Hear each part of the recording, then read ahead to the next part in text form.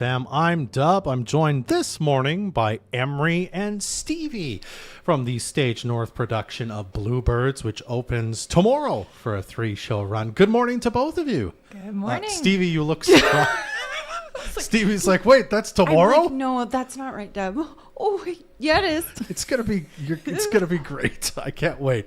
You were here on This Week of the Piece last week, Emry. So why don't we start with you? Tell us a bit about this play that you are directing. So this is a 3-woman show following 3 Canadian nurses in World War I and their story and time in France at the hospital number 1 there.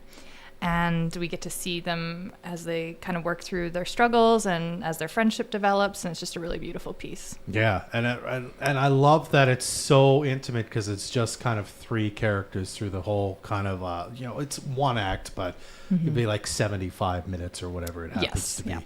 And I feel like we learned so much through the play, too. I know I was really surprised that and didn't know that Canadian nurses had officer ranks, which other nurses did not at the time, very which much is very so. Cool.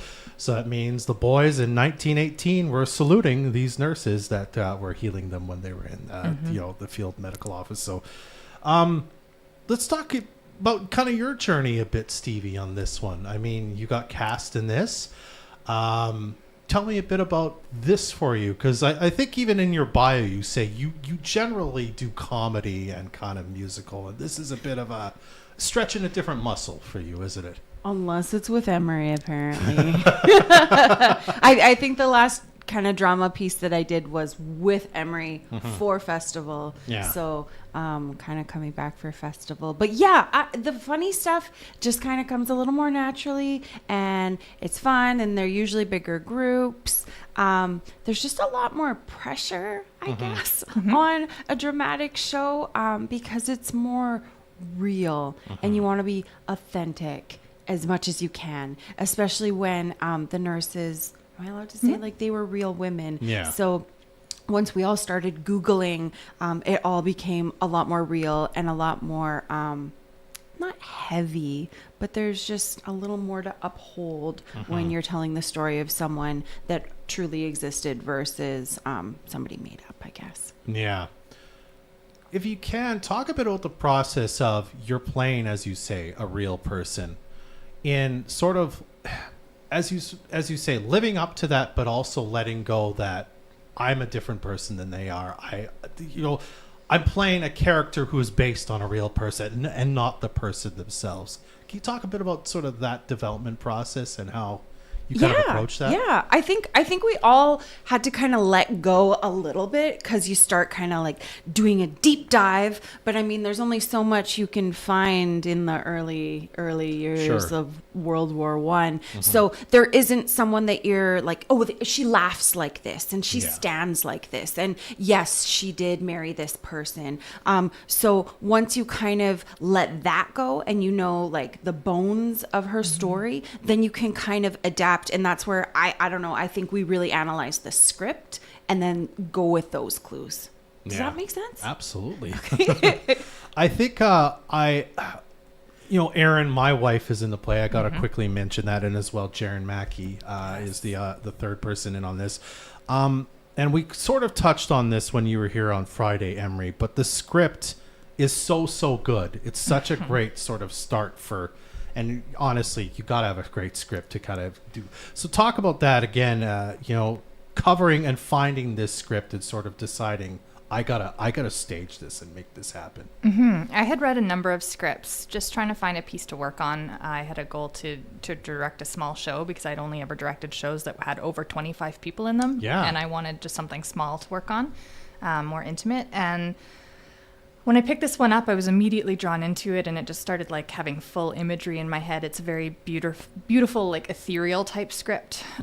Some of it is in sequence, and some of it is kind of dreamlike, and some of it is out of sequence completely. And it all makes total sense, but it's just very beautifully written and has been very much a dream to work on. What has that been like for you in terms of, as you say, you're used to directing larger productions, and now you're directing 3 people. What's kind of been the challenges and even benefits of having that as opposed to kind of what you're used to? I think the biggest benefit was that of time. Like, even though we had a really truncated rehearsal schedule because 4 of the 5 of us that were working on this were in Mamma Mia, so we couldn't start till that was over. Yeah. So I mean, quick rundown. That's 2 months since that ended, and now yes. you're putting on another play. Yeah, so we love it. So we've had more time with each person because there's only 3 people.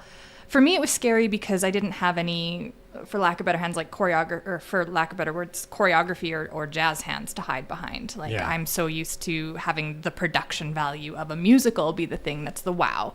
And now it was the characters and these moments that was the wow. And I just didn't want to let these girls down. I wanted to make sure they had enough support because it's a hard script. And they had to work very hard for memorization, for character intonation, all that stuff. It was not easy, and I wanted to just make sure they had the best support as possible. So those were our biggest challenges.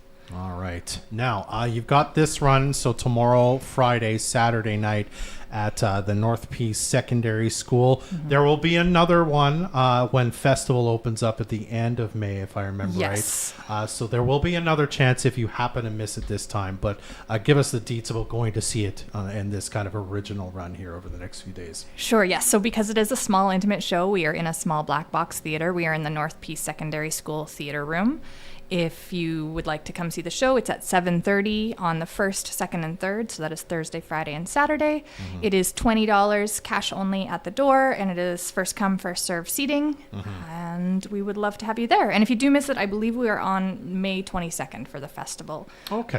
So we'll be back in our same space. It's at the high school again and performing again. Gotcha. And what time are doors open so people could start lining up? Doors will open at 7 o'clock. 7 o'clock. Yes. Okay, good stuff. Before I let you go, anything you want to say, Stevie? Why should somebody come see that really wonderful but sort of emotional kind of journey that you take us on? No, I'm just kidding. No, it's a wonderful show. I'm really gonna is. say there's a little bit of music in there. Yeah. So it's not totally far off of Mamma Mia. Just kidding. there's in the fact that there is music in both plays, they are similar. No, I would say then if you've been following this season, then it's a nice contrast. It's a nice way to see kind of the same people that you've been seeing throughout the season in a different light, in a different story, and get a different taste of theater for sure. Absolutely. And then I think it would be fun to see it and then go see it at festival. You get to see it adjudicated a little bit and see a little critique. So I don't know. All right. Same to you, Emry. You got about a minute left. Why should someone go see this? Even though it's a typical war play, it's very much got a lot of the themes and things that we're looking for nowadays still, and it's in its true form. It's about female friendship and connection and going through trials and struggles together, and I just think that's everlasting. So it's a beautiful thing to come watch and see on stage. Yeah, it's beautiful. That's how I just put it as succinctly as possible. It's wonderful. Go see it. Again, tomorrow, Friday, Saturday night, 7:30 at the North Peace Secondary School.